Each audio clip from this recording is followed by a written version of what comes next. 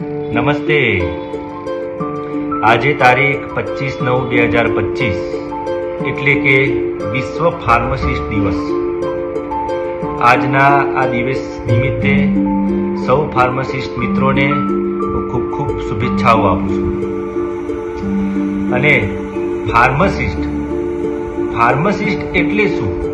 તો કોઈ પણ વ્યક્તિ હોય એની અંદર એનું હાર્ટ જો સારી રીતે કામ કરતું હોય તો એની આખા બોડી, આખા શરીરની તંદુરસ્તી ખૂબ સારી રીતે જળવાય. બસ આ જ કામ ફાર્માસિસ્ટનું છે.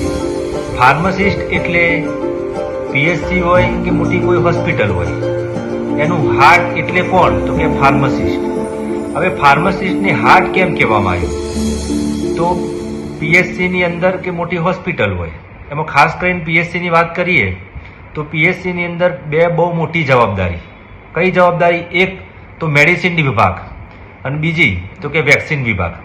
આ બંને મુખ્ય જવાબદારીઓ ફાર્માસિસ્ટના માથે હોય છે.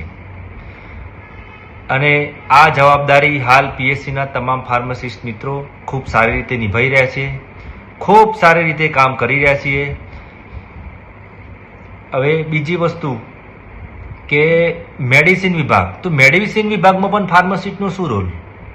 તો મેડિસિનની અંદર હાલ સરકારશ્રી દ્વારા જે પણ દવાઓ આપવામાં આવે છે પીએચસી ખાતે, તો એ દવાઓ લાવવી, એની જાળવણી કરવી, એની જરૂરિયાત મુજબ એની માગણી કરવી. અને બીજું અગત્યનું કામ, તો દર્દી જ્યારે દવા લેવા માટે આવે ત્યારે એ મેડિસિન, એ દવાઓ કેવી રીતે લેવી, કેટલા પ્રમાણમાં લેવી, દવા લીધા પછી શું કરવું, શું ખાવું, શું ના ખાવું, એની અસરો, આડઅસરો, મતલબ કે મેડિસિનનું તમામ પ્રકારનું કાઉન્સેલિંગ એ ફાર્માસિસ્ટ દ્વારા કરવામાં આવે છે.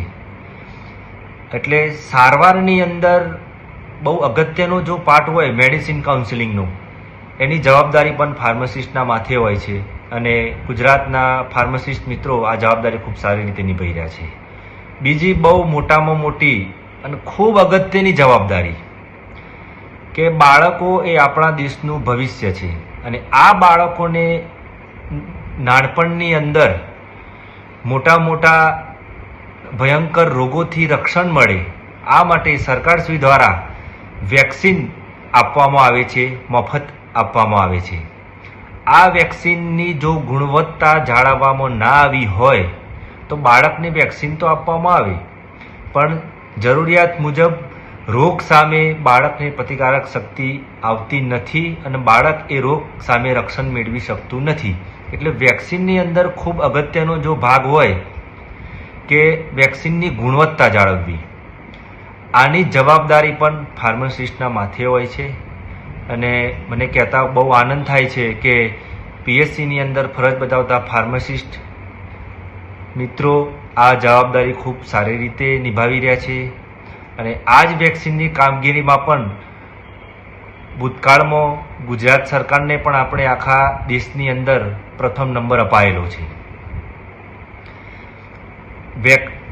વેક્સિનની જવાબદારી, દવાની જવાબદારી તથા અન્ય ફાર્માસિસ્ટના લગતા બીજી ઘણી બધી કામગીરી પણ પીએચસીની અંદર હોય છે.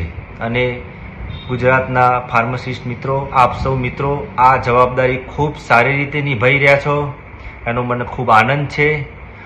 અને એક ફાર્માસિસ્ટ હું છું એનો પણ મને ગર્વ છે.